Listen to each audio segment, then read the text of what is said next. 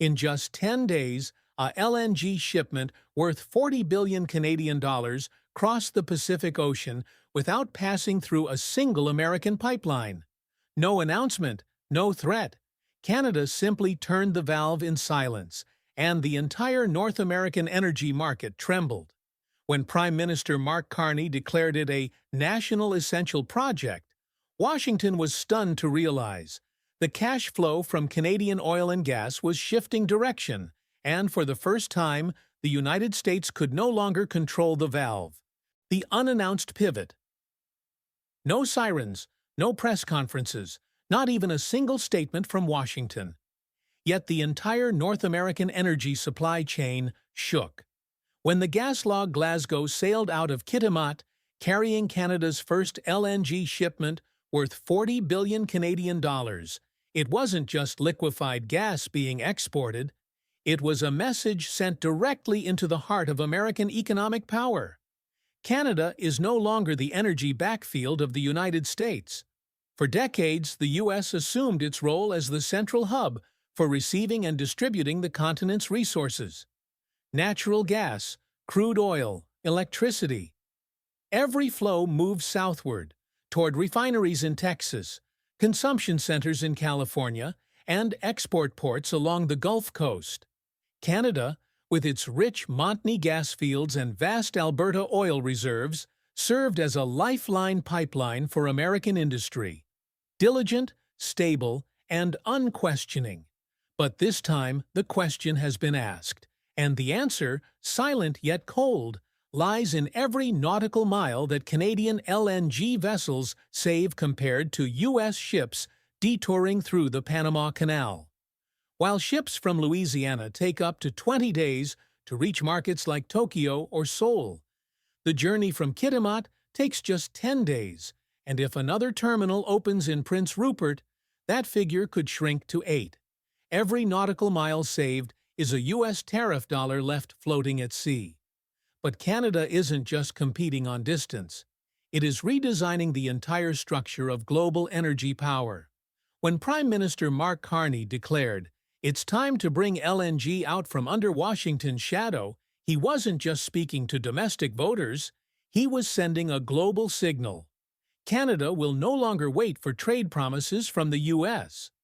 No more bowing to infrastructure bottlenecks. No more dodging tariff threats. In their place stands a proactive strategy with independent infrastructure, global partners, Shell, Petronas, Mitsubishi, China, and most importantly, a vision that doesn't need the U.S. as middleman. That has created an unprecedented turning point. Canada's first LNG export used not a single inch of U.S. pipeline, a quiet declaration, sharp as a blade in a cold geopolitical battle. The irony lies here.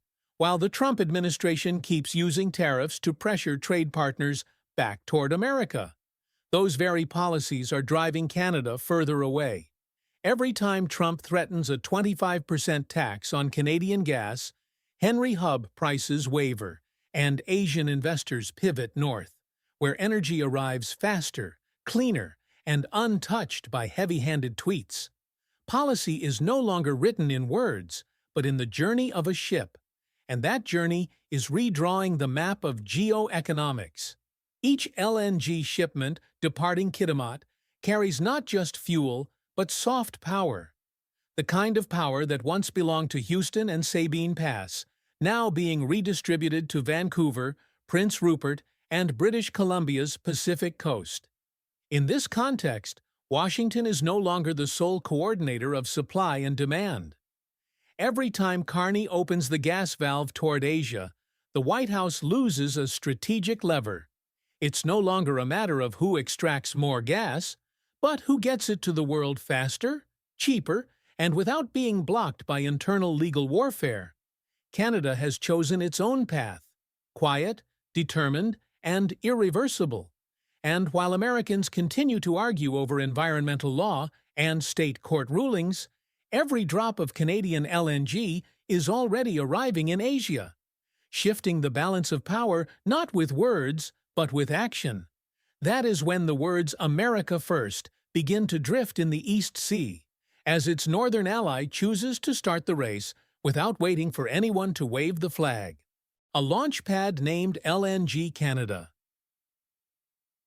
If the gas-logged Glasgow was the first arrow piercing the wall of North American energy, then the LNG Canada project is the bow that had been drawn in silence for nearly a decade. And now, as the string is released, its power lies not only in the massive volume of gas exported, but in the shift of the power structure it has caused. In Kitimat, a remote town on the Pacific coast, often veiled in fog, a quiet project has reshaped the energy geopolitics. LNG Canada, the largest private investment in Canadian history, valued at 40 billion Canadian dollars. But that figure is only the surface. Beneath it lies an unprecedented alliance. Shell, UK Netherlands, Petronas, Malaysia, Mitsubishi, Japan, China National Petroleum Corporation, and KOGAS, South Korea. A multipolar ownership structure spanning from Asia to Europe, centered strategically in a place Washington cannot reach, the Canadian West Coast. But the breakthrough doesn't lie in who funded it, but in a new logic for global energy flows. Previously, even with the richest Montney gas fields in the world, Canada still had to ship via pipelines into the U.S., where the gas was processed, liquefied, and only then exported to distant markets. Canada was a raw material producer, while the added value sat entirely within the American processing and export chain. That era is over. With 2 liquefaction trains built in Kitimat, Train 1 has officially gone online with a capacity of 6.5 million tons per year, while Train 2 will operate next year, bringing the total capacity to 14 million tons. Furthermore, the expansion phase is underway, aiming to double that number. That means Canada is no longer just a supplier to the U.S. market. It has become a direct refueling station for Asia. And why is that so important?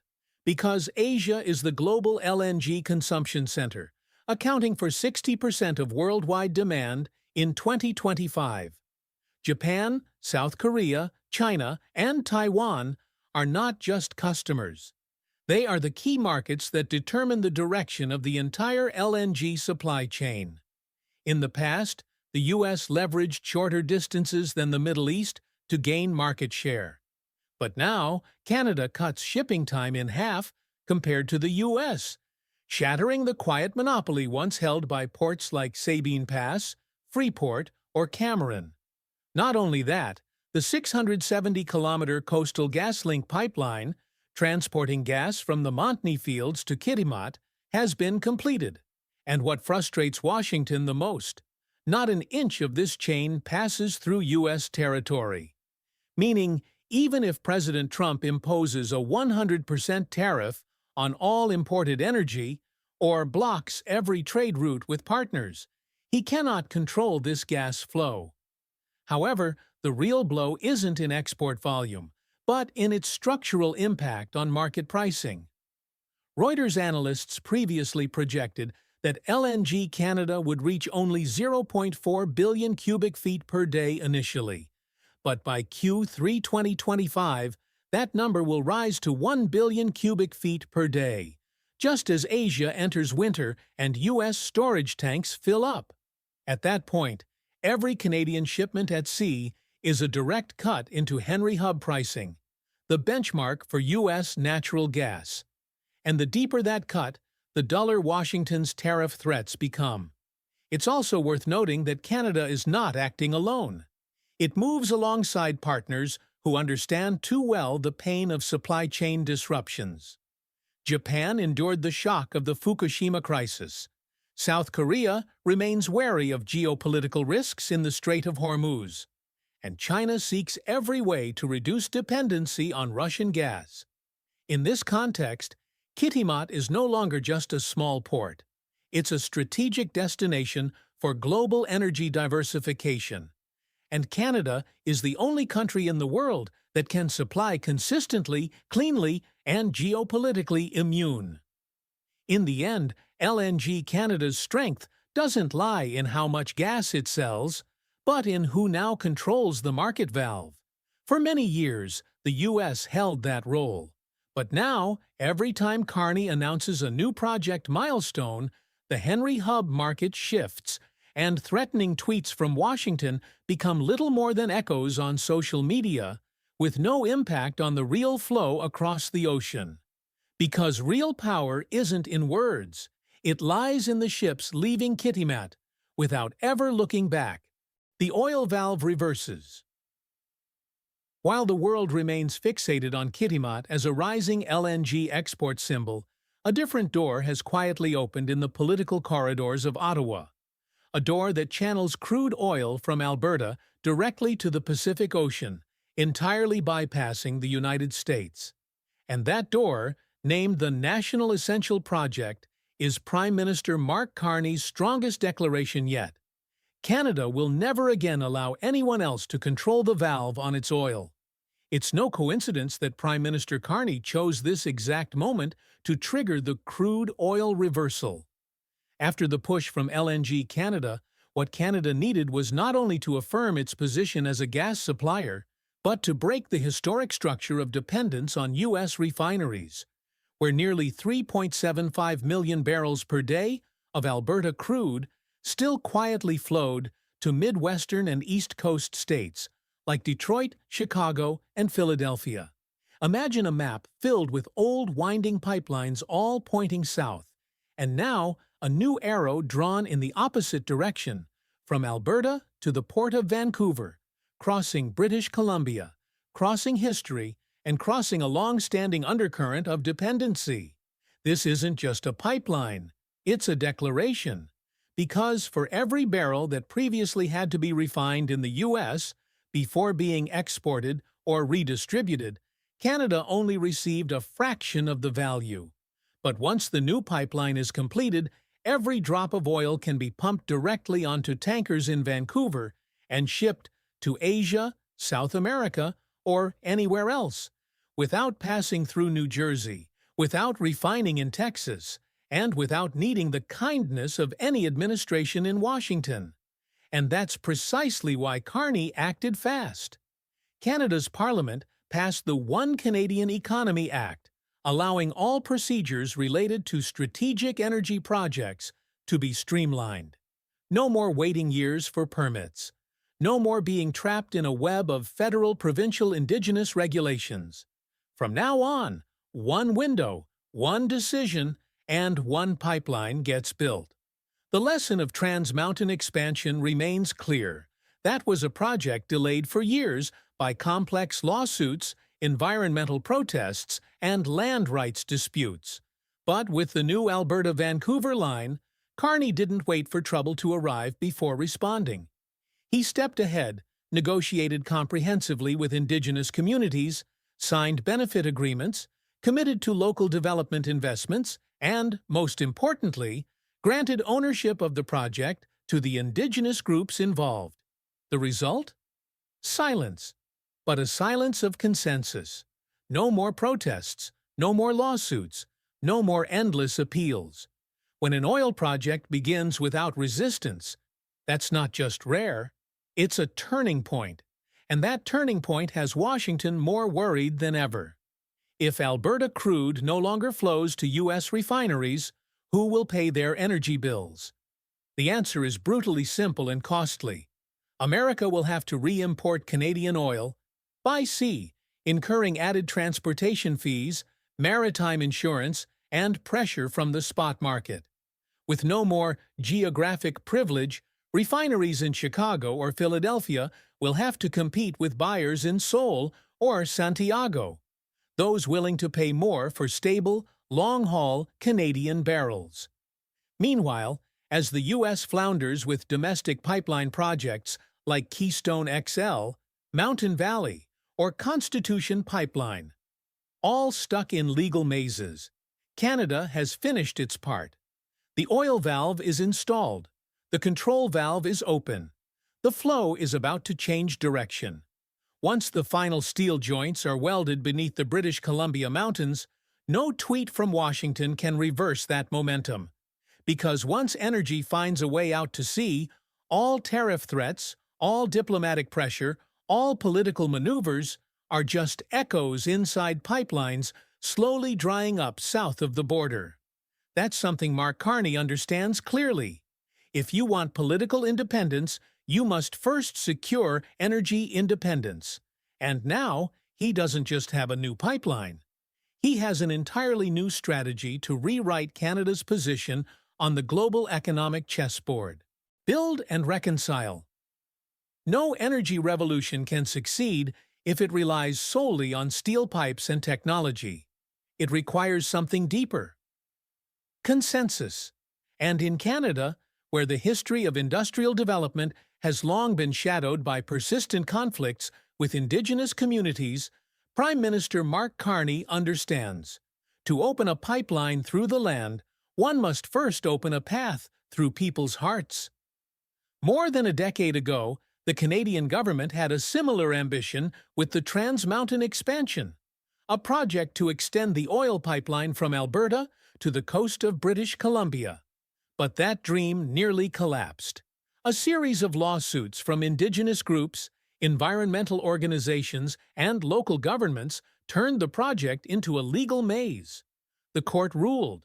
The project paused. Protests continued. Time passed. And every day of delay was another day the U.S. maintained its monopoly on refining northern crude. But Carney would not let history repeat itself. The moment he announced the Alberta-Vancouver line as a national essential project, he didn't start with engineering. He started with politics and community. Village chiefs, Indigenous councils, communities long excluded from planning maps. This time, they were invited to the table from the very beginning. Not to approve a pre-written plan, but to co-create a shared future. Benefit-sharing agreements were signed. Tens of millions of dollars were pledged to education, healthcare, environmental preservation, and community infrastructure development. Most importantly, many Indigenous groups became official shareholders in the new pipeline. Not just herd, but co-owners, benefiting not only in name but in financial stake. With this strategy, something remarkable happened. No large-scale protests, no erupting opposition movements, no last-minute lawsuits blocking the project. In contrast to the familiar image in the U.S., where every pipeline is a legal battleground, in Canada this time, the pipeline began construction in strange silence. But that silence did not stem from indifference. It came from consensus built on trust and transparency. Carney didn't just move one step ahead, he walked the same path, with those once sidelined in major policy decisions. The true strength of the Alberta-Vancouver pipeline does not lie in political pressure Ottawa can exert, but in the fact that no one can block it with a legitimate reason. When Indigenous communities share ownership of the pipeline, every lawsuit for lack of consultation or land rights violations becomes meaningless. When locals become shareholders, they have reasons to protect, not protest. And that is precisely what Washington cannot replicate.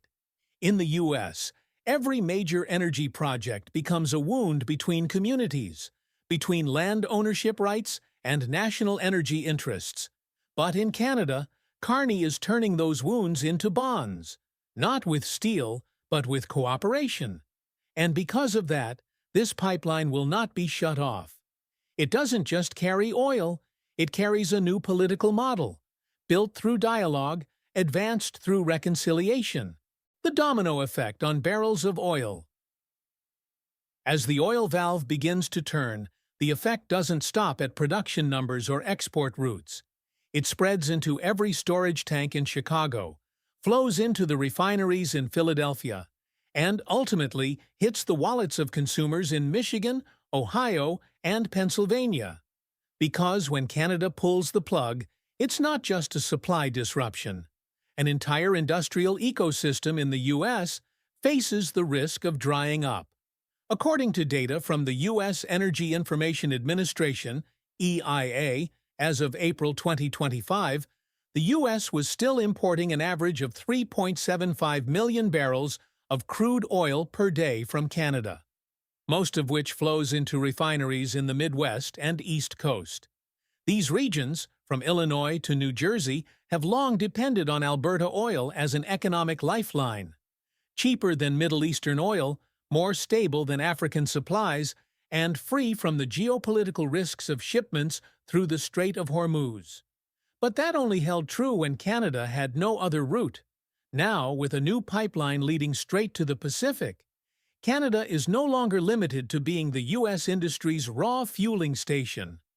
Every barrel loaded directly onto a tanker in Vancouver is a barrel that no longer needs to be refined in the U.S., no longer transits through the Midwest, no longer shows up in EIA's import charts, and that shift is stripping American refineries of the historical advantage they once held.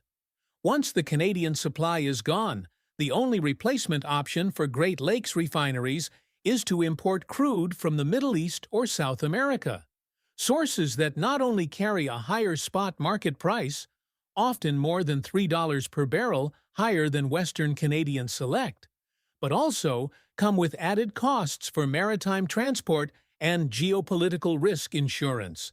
The consequences aren't just on paper, they show up at the gas pump. If U.S. refineries are forced to switch to oil imported from farther, more expensive sources, refining costs will rise and retail gasoline prices will surge from the root. A basic estimate shows that just a $3 per barrel increase in crude input could push gas prices up by 30 cents per gallon in Midwestern states, nearly a 10% hike from the current average of $3.13 per gallon. For a 20-gallon tank, drivers in Illinois or Ohio could be paying an extra $5 to $8 every time they fill up. That's no longer a market fluctuation. It's a direct hit on household budgets, especially for suburban families where cars are essential. And when fuel prices rise, the chain reaction begins. Transportation costs go up, food and goods prices climb, and logistics surcharges get passed down to the end consumer. Trucking companies and logistics firms operating on razor-thin margins won't survive the squeeze, and inevitably, they'll shift that burden onto every invoice received by American households. Meanwhile, in Ottawa, a new announcement was released. The Alberta-Vancouver pipeline has reached 70% completion. Technical commissioning expected in Q4. Each line of that update is a short breath for U.S. energy strategists because the replacement door is closing, and the door to higher gas prices is swinging wide open. From the Oval Office in Washington to the smallest gas station in Detroit, the domino effect has begun. And it waits for no one. Because in this new energy war, whoever controls the direction of the flow controls the price paid by the people on the other side of the border. The new energy map. As Canada accelerates completion of the Alberta-Vancouver pipeline and LNG shipments steadily leave Kitimat across the Pacific, one thing is becoming clear. The energy map of North America is being redrawn, not by Washington, but by Ottawa. And on that map, traditional power centers like Texas, Louisiana, or even the Gulf Coast refineries are gradually being pushed to the sidelines. In the past, all of Canada's energy flows were pulled southward, like an economic reflex. Alberta's oil had to be refined in Illinois or Texas. Montney, natural gas could only be sold through pipelines to the U.S. before being liquefied and exported. But that very structure made Canada dependent on a single gateway, one where a simple change in tariffs, a U.S. court ruling, or even just a single presidential tweet could choke off Canada's entire energy revenue stream. Mark Carney understood that, and he chose not to negotiate further. He chose to reshape the game. In the new design, Canada's export ports, from Vancouver to Kitimat, and most promisingly Prince Rupert, become the new power junctions, where energy no longer needs to pass through the U.S. to reach Asia. With just one more pipeline and one more liquefaction plant, Canada could shorten LNG delivery time to Tokyo or Seoul to just 8 days, nearly half the time required from U.S. LNG ports in Louisiana, which take 18 to 20 days via the Panama Canal. That gap isn't just about time, it's about hard cash. Every day saved at sea is a competitive advantage. In an LNG market accelerating like Asia's, where China, Japan, and South Korea are expected to consume 60% of global LNG by the end of 2025. What matters isn't just who has gas, but who delivers it faster and more reliably. And for the first time in modern energy history, the answer is no longer the United States. Domestic pipeline projects like Keystone XL, Constitution, or Mountain Valley are still tangled in lawsuits, while Canada already has a fully operational system. Backed by global corporations, supported by Indigenous consensus, and, above all, driven by unified political will from the highest levels. To the south, the White House may keep threatening 25%, 35%, even 100% tariffs on Canadian energy imports. But once oil and gas have independent routes to market, those tariffs become walls built in the wrong place. The ones blocked are not Canada, but American refineries, American importers, and ultimately American consumers paying more for something they once took for granted. Meanwhile, Canada isn't just selling energy, they're selling stability. They offer a supply chain untouched by U.S. election cycles, unshaken by fragile trade alliances, and, most critically, uncontrolled by Twitter. That's why Shell, Petronas, Mitsubishi, and other partners are redirecting investment northward, away from vulnerable projects in Texas and New Mexico. And as capital shifts, so does influence. When oil tankers sail from Vancouver straight to Asia, or when LNG arrives at Busan after just 8 days, the balance of power tilts. The question is no longer whether Canada can compete with the U.S., but can the U.S. still keep its seat at the table? Because on this new chessboard, you don't need to hit hard to win. You just need to move in the right direction. And Canada, by quietly pivoting, is leading an entire continent onto an energy map where they hold the pen, the counterstrike of the one who fired no shot. Throughout the long history of North American energy, people have grown used to a familiar script. The U.S. strikes first, and other countries adjust. But in the summer of 2025, everything shifted. Not with a declaration of war, not by an embargo or an emergency OPEC meeting, but simply by a valve turned quietly in British Columbia, and a series of ships slicing through the waters from Kitimat, carrying a cold message. Canada is no longer playing by the old rules. When President Trump issued threats of a 25%, then 35% tariff on all Canadian energy imports, many in Washington believed it was the final knockout punch, a forceful move to drag Ottawa back to the negotiating table, to pressure Prime Minister Carney to cool down and keep the flow of oil and gas heading south. What they didn't anticipate was that Carney no longer needed that southern flow. While threats flooded social media, Ottawa silently activated a series of redirection valves. Oil from Alberta headed to the sea, gas from Montney flowed straight to Asia. No angry statement, no retaliatory tweet, just outbound shipments. And with every LNG vessel docking in South Korea, Japan, or China, Henry Hub prices in the U.S. wobbled again, and Washington's tariff threats shed another layer of effectiveness. In reality, when the U.S. loses Canadian supply, it doesn't simply replace it with another source. Middle Eastern oil is more expensive, American LNG takes longer to ship, and domestic projects remain shackled by dozens of environmental lawsuits and opposition from local communities. Washington cannot counterstrike quickly because it no longer has strategic room. And into that vacuum, Carney made his move. Not with force or decree, but through market dynamics.